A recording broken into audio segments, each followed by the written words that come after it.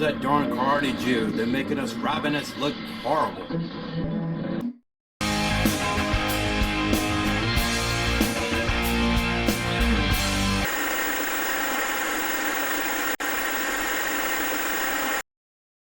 Welcome again to another exciting edition of the Torah Watchman channel.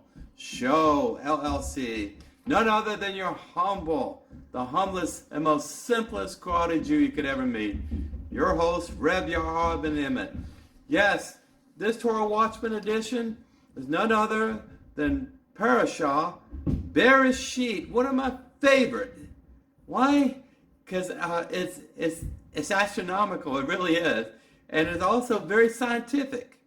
You have to be a man of science like myself to really get what Elohim was trying to build within this wonderful story that was passed down to Moshe. And it's a tribute to Moshe, believe it or not, Bereshit, the book of Genesis. And I believe when he was up on the mountain for 40 days and 40 nights, he was not talking to Rabbi Akiva in the future. What was happening is that he was watching, a space capsule, a video of the past, and the information was flowing to him on his ancestors, going all the way back to the time of Noah, going all the way back to even Adam and Havilah. I believe this was divinely inspired to Moshe, that he had this information. And when he came down the mountain, and after he dealt with the foolishness of the golden calf, he wrote that down very quickly. It is written in a way that is more of a historical. It's very chronological, by the way, and it's fairly detailed too, on the beginning of humanity as told from the Jewish worldview perspective. I believe in meta-science. I believe in every word of the 5 books of Torah, especially Genesis.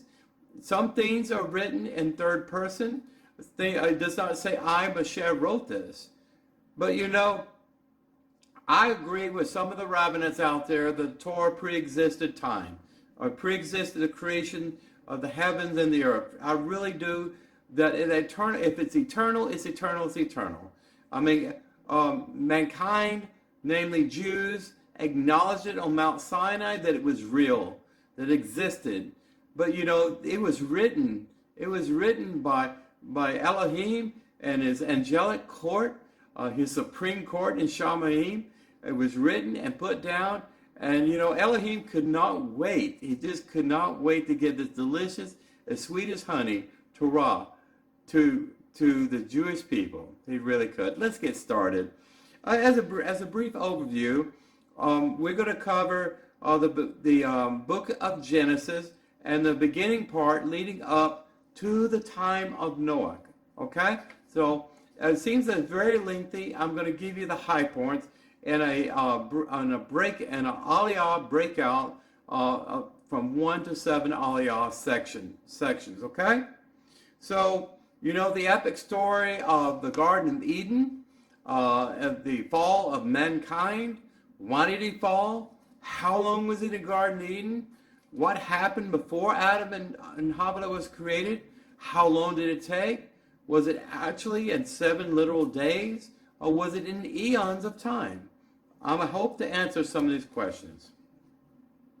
In the first aliyah, the story of the creation of the heavens and the earth with the climatic conclusion of the creation of Adam followed by Havilah.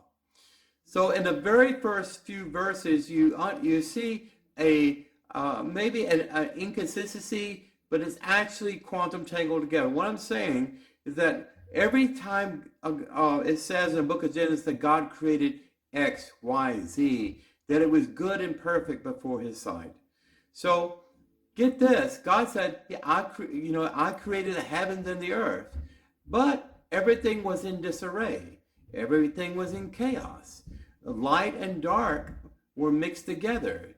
Water and dry particles were all mixed together. Folks, this describes a primordial soup of the cosmos before creation. Even astrophysicists to this day said they have disproved the so-called Big Bang Theory. So they're really out of ideas now to explain what the observational science revealed through the Webb Space Telescope of all things, because they can see further back in time than ever before. The objects that they've seen on the fringe of our universe, as we could view it to be, are not behaving in a manner that would be indicative of a Big Bang or expansion theory, concept. Don't want to get too scientific, but it's very beautiful. So God did initiate, he created the universe or multiverse of multiple realities that is quantum tangled together based on all the possible choices that human beings could possibly make, and based all the possible array of choices of Elohim's judgments, his blessings, his admonishments. Is there life on other worlds? Is life in other galaxies? I don't know. But, I had to go back to the Middle Ages, and I believe in some of these things. Earth is not the center of the solar system, but I believe Israel is the center of the universe. It really is. I believe there's one Torah, and I believe there's one Jewish people. At least in our space-time continuum and way we can see reality. Who knows? Maybe there's a multiverse concept in which we're all quantum tangled and coupled together in a full array of possible choices. I do believe Elohim works in our past to forge new possible positive outcomes for our future. That's something, it gives me solace when I consider these things. So there was a division between the lower waters and upper waters. Back in the, back in the time of Noah, I would say, or even the Babylonians further in the future, they actually looked at the stars, the black sky, the stars, the constellation thing as waters. They did not understand space as we did it, as we do now. But they actually looked as upper waters and lower waters, the oceans and seas and rivers and basins and other pockets of water and things of this nature. But God, like I said, everything was chaotic. It was a chaotic soup. God created all the fundamental building blocks of physics, the gravitational force, the nuclear force, the electrical magnetic forces, and all those dynamic forces. Everything that we have, that we're composed of is called carbon, and the stars are made from hydrogen gas. That you think about in chemistry class, you ever had it? I actually paid attention to the periodic table of the elements, and actually scientists and the electron and the atom smasher equipment in Switzerland, I believe, Geneva, they actually have produced, with all just brief microseconds, other elements artificially that exist in just very short periods of time, and then they expire. But it's very interesting here on how the poetry here and how the design of this, it actually talks about Earth as being round, believe it or not. It also talks about the celestial spheres in a way that they had governance over the Earth. They were higher than us in the upper of other echelons of the waters, the space, the sky, Shamayim, above the Earth. But I want to point out something on the third and second day that, time was not in the Garden of Eden during the time of creation, the stage event of creation of heaven, the earth, wildlife, phyla species, birds, reptiles, insects, plant life, all of these different things. You can see aspects of Darwin's theory of evolution here, believe it or not, because you started out with earlier, more primitive forms of life, and you build up to more complex organisms like mammals, like chimpanzees, and other things of that nature. You actually see elements of that. Only if you paid attention in science class, you see reasoning here. Moshe, you think about that, how long Moshe lived ago? 3,500 years more or less? I'm not sure, plus or minus 100 years, perhaps. But you think about ancient men like this, writing a superb piece of work, like the book of Bereshit. He had to have divine help. who could come up with these ideas if it was not divine? Yeah, I mean, you heard various creation stories in Greek mythology and Babylonian lore, and Persian lore, about all the different gods and echelons of gods and everything else. The conflict of good gods and evil gods and all this, the Zoroastrianism, dualism, all of these theories, competing theories on how the world came to be. Even the Vikings and the people in other parts of the world have their own theories about day and night, the physics of the world and everything else, superstition, all of this. But there's not superstition, excuse me, it's not superstition here in Bereshit. I don't see it. I see a very methodical and arithmetic flow of information from beginning to end. So on the third day, Elohim set boundaries of land and sea and called forth trees and greenery from the earth. The boundaries of land and sea are none other than tectonic plates. Okay, if you can actually see today, if you take Africa, the continent Africa, it almost fits perfectly if you could move it in to the Gulf of Mexico and conjoin South America. You know, we have evidence today that the landmass of primitive Earth in the very beginning, well, scientists say hundreds of millions of years ago, that the Earth was much different than it is now. You know, as far as temperate zones, tropical zones, polar zones were completely different. The Earth's magnetic field was different. There was a lot of things different in the atmosphere, the oceans, and there's very chemistry of life as we know it was very different than it is today. So, if anything, science confirms more of the Bereshit story than denies it. It really does. As far as the perfection of how things are created, I've heard scientists say today quickly that we are probably the only sentient life forms in this galaxy, which is amazing.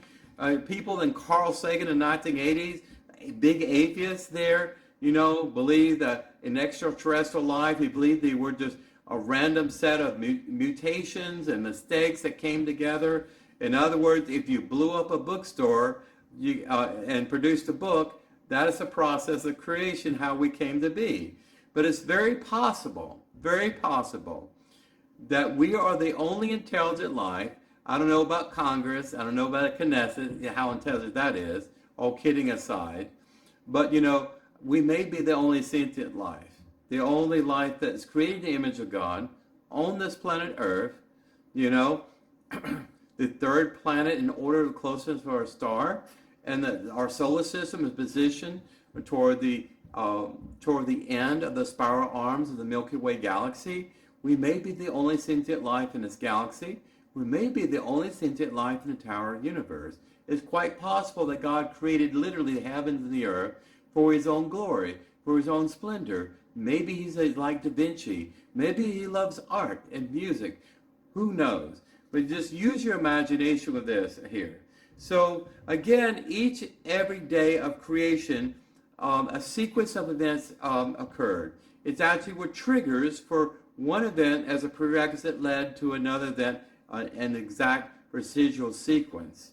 On the fourth day, it says Elohim fixed the position of the sun, moon, and stars.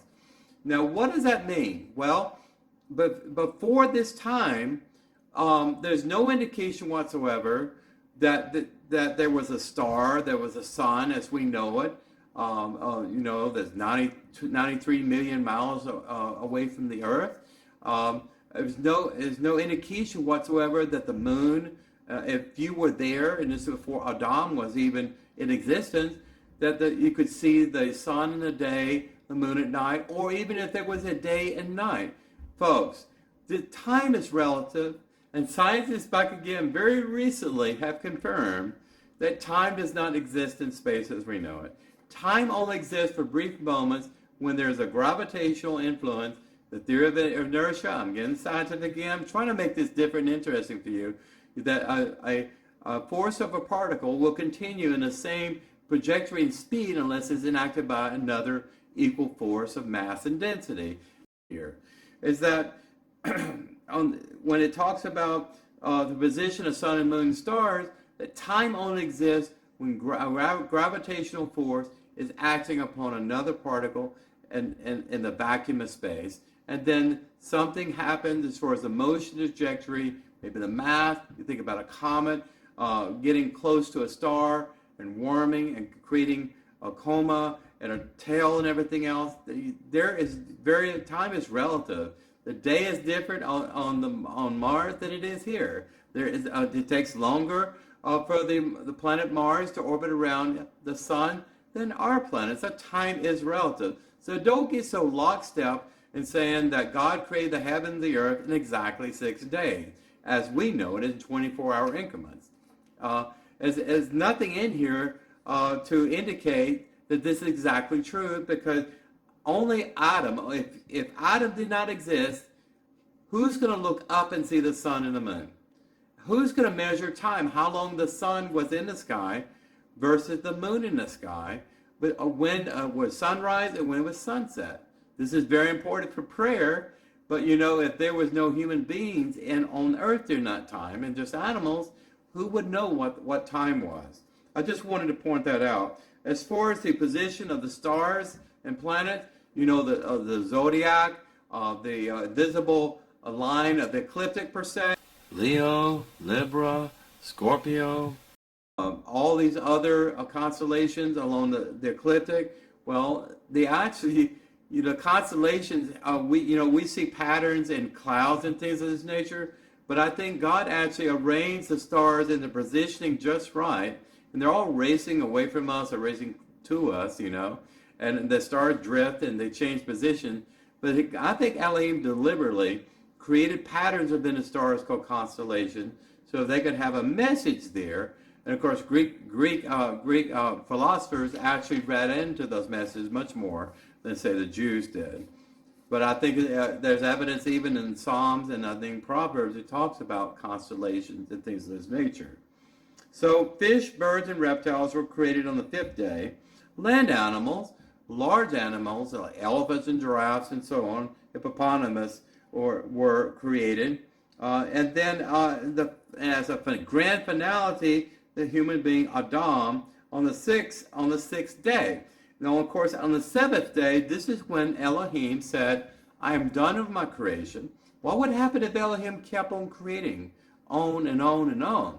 Well, Elohim had a premeditated purpose of creating the heavens and earth. He created ecosystem, created support resources, all of this for possibly just one individual, Adam.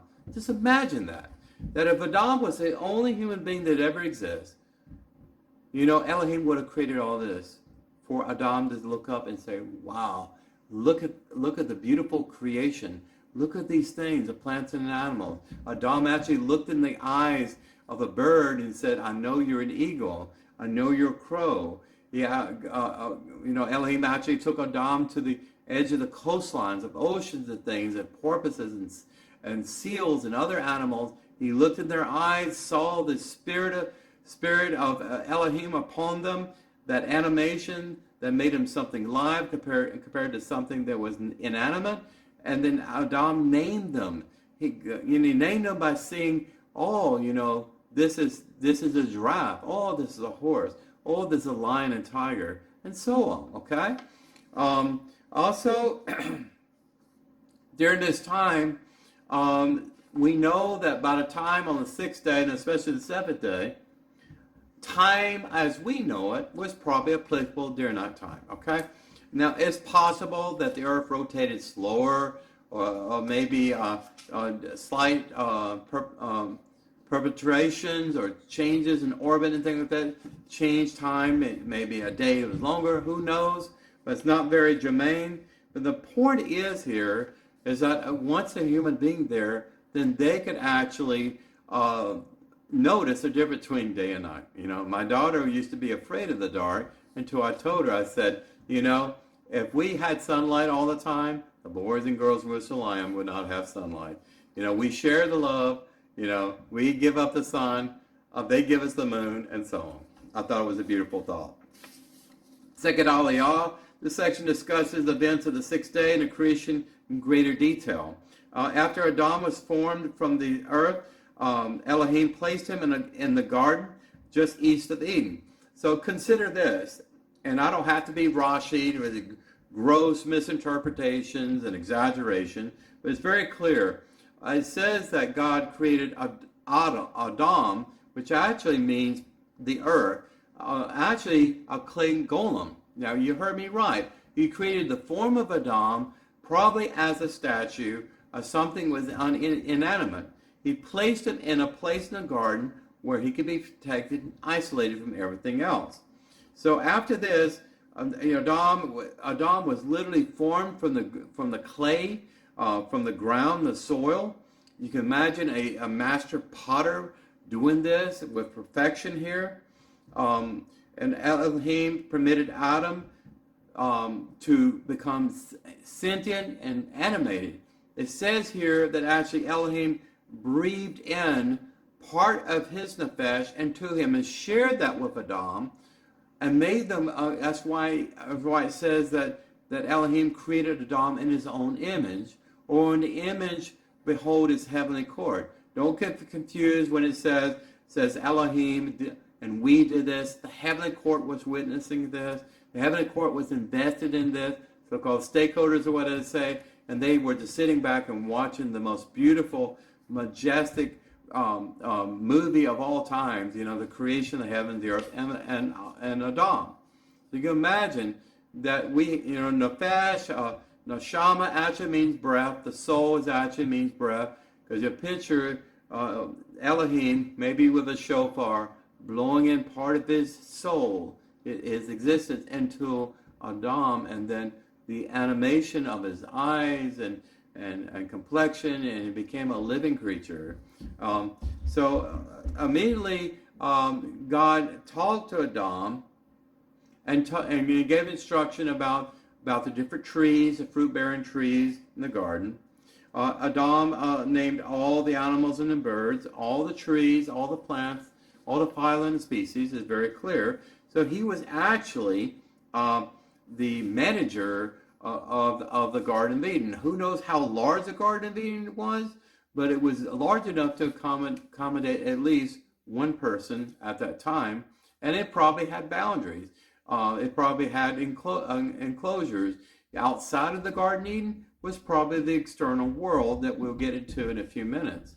The Garden of Eden was definitely had a radius, had a size, had area and dimension. It was a biosphere, was created just for Adam. You could look at it maybe as an experiment and everything else, but Elohim provided everything Adam needed to be happy, to live healthily. He was actually an immortal during that time. There's no telling how many millions of years he lived by himself there. But after all the friendships he had with other animals and things of that nature, you hear about dog whisperer, communicating with animals, I don't know, telepathically or whatever. He saw himself in a reflection of the water. He says, I'm much different than all the other animals here. I need someone like myself. So he became lonely. Why did Elohim create Adam? Was Elohim lonely? Or did he create Adam because he just could do that? But I believe that God created Adam and all of us per se, because he wanted the feeling and the experience of being loved and to be glorified through us. That's what I truly believe there. So in the third aliyah, we're introduced. Elohim calls Adam to fall into a deep slumber, maybe a light coma, and then he formed woman, or Havilah, not Eve. Eve, it doesn't occur in Hebrew anywhere in Bereshit, but Havilah, from his side. He took one rib from Adam's side and created from him a complete person. Notice here in the detail, the devil's always in the detail. Elohim did not create woman as a separate being from Adam, as God created Adam as a separate being from the ground, the clay, the statue, the golem, and everything else. the life force of Adam was shared with Havilah, the woman. God formed from something a part of Adam to form woman. She was designed by the divine creator to be uniquely different than Adam, but to have a shared codependency with Adam for life. That's a very important point. I think it's something we've lost between men and women today, and traditional marriages is a thing of the Dark Ages. All the liberal progressive ideas about how marriages are, same-sex marriages, to each their own, and everything else. But you can see here very clearly that Elohim had a divine premeditated intent to create Adam first, then Havilah second, to create Havilah from Adam's essence. Okay?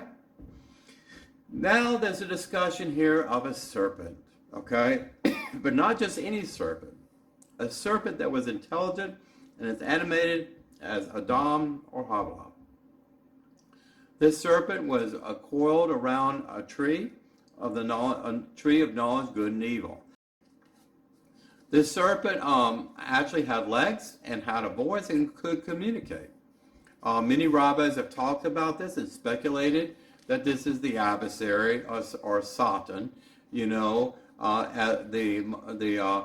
The angel that God had created from beginnings of time to prosecute virtue in men. That's exactly why during this time, and again, we don't know how many eons of time went by after the seventh day when Adam and Havilah were created until they encountered this serpent, okay? Because there were no more days being counted. We can presume that the earth was still spinning and revolving around a star, and day and night, weeks and months and years were going by, but it's not indicated at all how long this was taking. Anyway, Havilah was very interested in the serpent. The serpent was jealous of the relationship that Adam and Havilah had. Now, it's very clear that this serpent was a very unique type of creature, not like snakes or pythons or cobras or chicken snakes or whatever, or garden snakes that we know or hate or loathe today. It was something that actually Adam spoke to and communicated with. The speculation that the serpent used this animosity for someone encroaching upon his territory, Havilah, like best friends of Adam, and Havilah came here, he wanted to undo her. Just use your imagination. So the serpent was a sweet talk to Havilah and convinced her to eat the fruit of the tree. By the way, this was not an apple tree. She was not seduced by the serpent to grab an apple. And despite rabbinate and all their lies and propaganda, it was not an etrog either. They actually said that, and I have another video about Sukkot, what Chabad thinks about the fruit that was on the tree of good and evil. Now, remember, Elohim said very clearly to Adam, before even when Havilah was created, he said you can eat of the fruit of every tree in the garden except for the fruit of good and evil. Now, at that time, Adam didn't have any problem with that tree. He took God as his word. However, it was Havilah that became very interested, insatiable in her interest, when she saw the serpent in the tree, and she knew that it was speaking to her and calling out to her. And I don't know, there was some sort of chemistry and appeal between the serpent and Havilah, and that she noticed the serpent when Adam just not think about it so much as an obsession. So obsession leads to seduction. This is why we need to be careful in that slippery slope. The long story short, Havilah disobeyed God, grabbed the fruit from the tree. Was there a lightning strike and thunder in the background, or an earthquake or tremor when that happened? Who knows? Steven Spielberg did not make this movie, this show. But it's very interesting when she found the fruit satisfying to her. She wanted to share it with her closest mate, none other than her husband, Adam. Now, Adam decided to disobey God's word to save face with his wife, Havilah. There's a lot of psychological and speculations about this. Why didn't he just chastise Havla and admonish her? He said, what you did was horrible. It's an abomination. God forbid us to touch it, to even look at it, to smell it, interact with it. Why did you listen to the serpent? No. He wanted to be part of his mate, and I don't blame him. I don't blame him. He wanted to take an arrow for his wife. Who knows? But they both conceived the sin in their heart, and they began to rot, and their bodies began to decay, and they gradually lost their angelic essence, and they became corporeal beings. Okay? So they immediately discovered their shame and their nakedness, that they were not wearing any clothes. And in other words, that implies there was no sexual undertones between them. There was no need for intercourse. There was no need for any kind of satisfaction to the flesh at that time. But when they saw each other for the first time and noticed they were naked, that means their eyes were different. Their emotions were different. Their minds were different. They looked at the world completely different. You may have seen the world as beautiful and angelic and everything else, and beautiful and pristine, and now you see the world as something less than perfect. Well, this is something that the adversary does. He looks for virtue to persecute, and evidently he found an opening within Havilah to persecute her virtue, and God allows the free will of human beings to take hold. God does not impose his will on anyone.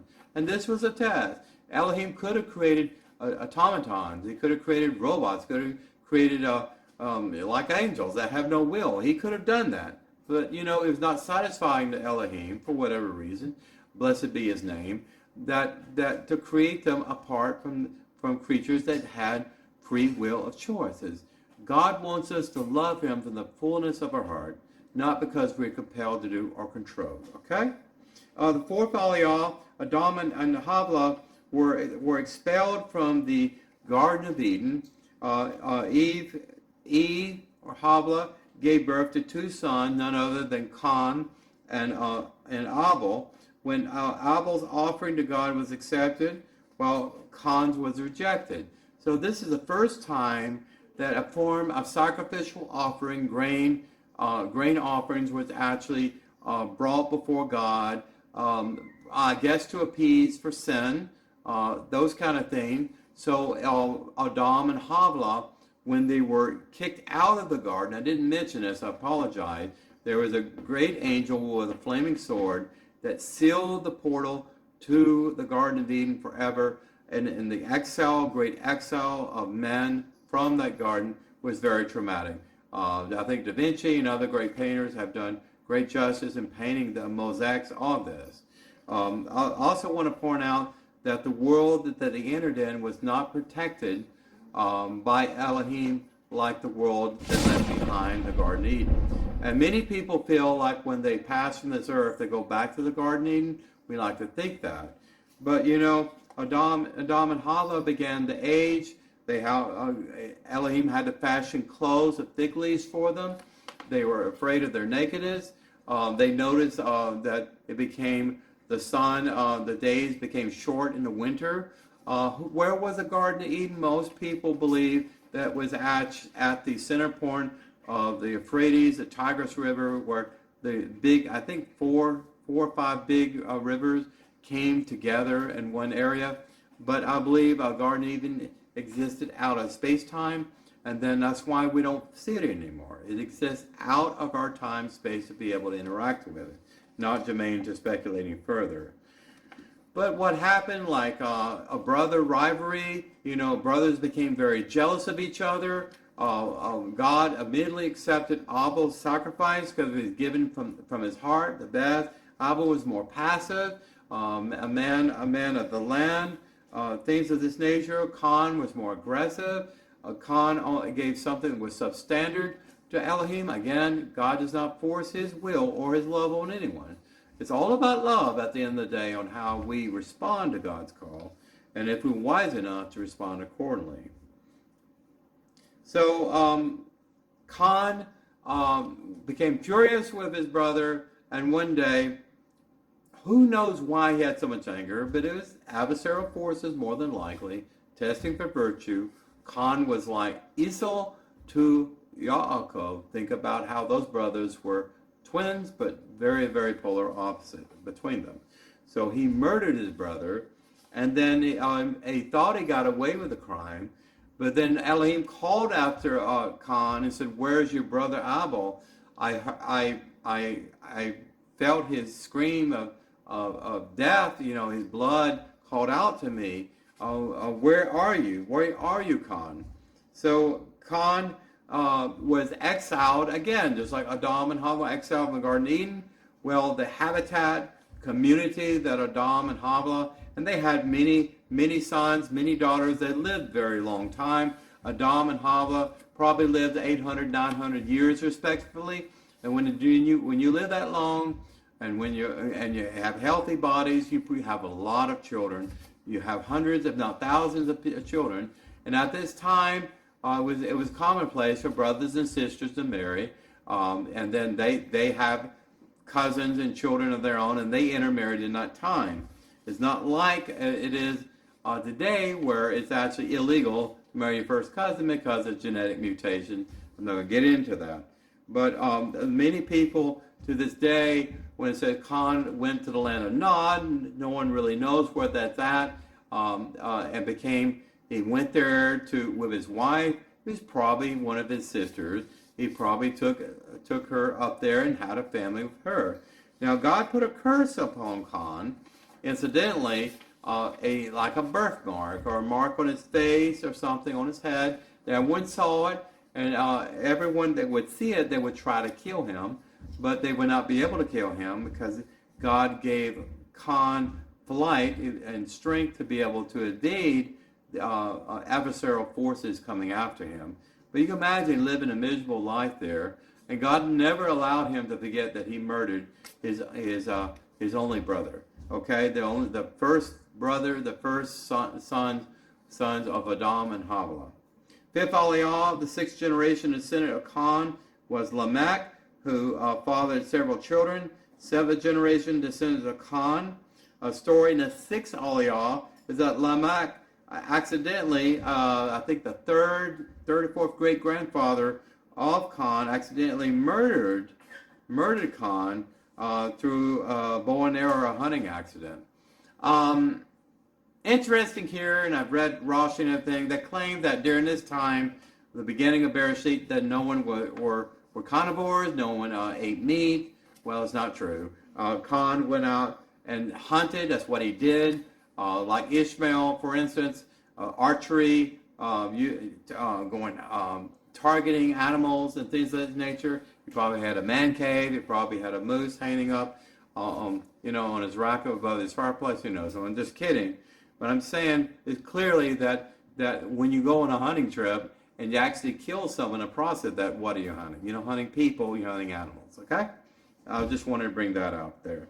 Adam and Hava gave birth to a third son, Seth. Now again, these sons lived a very long time, and Seth was known to replace the wound and the sorrow of losing Abel. Okay, so Seth in this section chronicles the first 7 generations of mankind from Adam to righteous Enoch. Okay, Enoch, as you know, walked with the Lord for many hundreds of years, and then he walked no more. And many people speculate, what does that mean? Was he ascended? Was he taken up into heaven like Eliyahu? Or essentially, did God cause him to pass away since he was a righteous man and before he would consent? Who knows? There's not much said at all in Bereshit, but there is apocryphals, a book of Enoch and other things like that tells a lot of lies and fairy tales about these patriarchs. Seventh Aliyah, wrapping this Parshah up. The next 3 generations are chronicled in this section, and concluding with the birth of Noach, the 10th generation from Adam. At this point in time, the wickedness and immorality of the people on earth reached such proportion that Elohim regretted creating man. You can imagine that. Again, everything that God created, everything he created, he took great and wonderful pleasure. He loved his creation. He said it was good and perfect, right? It was righteous before him, if not sacred. So how can such things and such perfection end up in such wickedness and vile contemptible immorality where you have people murdering one another, when you have people abusing one another, raping people, stealing, thievery, cursing people, saying philanderous things about someone, destroying their lives and everything else. Just use your imagination that they refused to acknowledge the one true God of Adam and Havah and Seth. They followed the way of Khan, and were more than likely the reason why the world fell in such disrepair, to the point that Elohim said, I regret creating mankind because it was so wrong. Something happened so bad to humanity, they became so corrupted spiritually and physically that God said, I'm going to erase everything I've created. I'm going to remove mankind from the face of the planet, and a great flood and things of its nature. Many rabbis speculate what this means. Some people say there were fallen angels that mated with the daughters of men. Well, if you read JPS, English paraphrase translation, it seems like that is true. But there again, it goes against the authority and command and control of God, and angels do not have will. But I believe something corrupted the human genome at that time so severely that what with the progeny, the great men of renown, giants, Nephilim, and things of that nature. I was not there to witness what happened, but something was more than just immorality like Sodom and Gomorrah, okay? For God to destroy the entire planet, destroy the entire ecosystem. The animals were designed and created for the sole purpose of mankind to benefit from. This is the story of Noah. It took 120 years for God to just run out of patience and critical mass of sin and deprivation of humanity, for God to say enough is enough. So during this time, 120 years, God called Noah to build an ark. God noticed that Noah and his wife and his sons and their wives were exceptional human beings. They were righteous. I don't know if they were like righteous to the point of saying Sadiq or menches per se, but they did not bow their knee to other gods. They did not murder other people. They did not lie about those murders. They did not harm their fellow neighbor. You know, I believe that the fundamental law of love your neighbor as yourself went back to the very beginning of creation. Noah remembered probably the teaching of self, which many rabbis today believe that he was a very righteous person that lived hundreds and hundreds of years. And that bloodline between Seth and Noah contribute to a very righteous individual. So this is the end of this is the conclusion of this Parashah, Bereshit. I hope you enjoyed this Parashah. I hope it added a little bit more detail, a unique way, a perspective of this timeless story of creation than you would hear anywhere else from other rabbis on YouTube. You know, sometimes you get tired of hearing the same thing. Well, I like Bereshit because it's written in a way that's very understandable for a man of science. It's not intended to answer every single question. Christians have fallen on many stumbling blocks and saying there is pluralism in God. That when it says pluralism of we and we did this, we took great pride, we beheld this, it said that's something triune Godhead, and all of this is never intended to be said that. This was written in a way, in fact, Elohim is actually the name of God in Hebrew here. Elohim was the name of other God. Elohim refers to anyone that's a righteous judge. You could say Noah represented the image of God as a righteous judge. You could have probably said that as well. But again, there's many messages of truth here. I want you to decide what you derive from my message here. Please share the knowledge, wealth, and love and truth for everyone willing to hear it. I'm always looking for new subscribers. I'm always looking for ideas to improve my video presentation. I do here the Torah Watchman documentaries. I talk about Jewish history. I talk about real world issues like the war in Israel right now. that many people are just have broken hearts in. And before I conclude and sign out here completely, Rev Ya'ar ben-Emmett, I want to say, Baruch ben-Emmett, for more than 1,000 people, Jews have been murdered by Hamas, Palestinians, and babies and mothers are tormented. It's a horrible, horrific situation that it makes people remember the Holocaust all over again. It really is. But in one thing, why did it happen? Just like why did God allow the world to get to such depravity that he destroyed all of creation? Why did God allow 1,300 people to be murdered by the evil barbarians known as Islamic Jihad and Hamas Palestinians? Why does he allow this? Well, there's martyrs left and right? And God wants people to be unified in their remorse for the loss of other people. This spawns the need for teshuvah, to fall on your hands and knees and face and ask for forgiveness.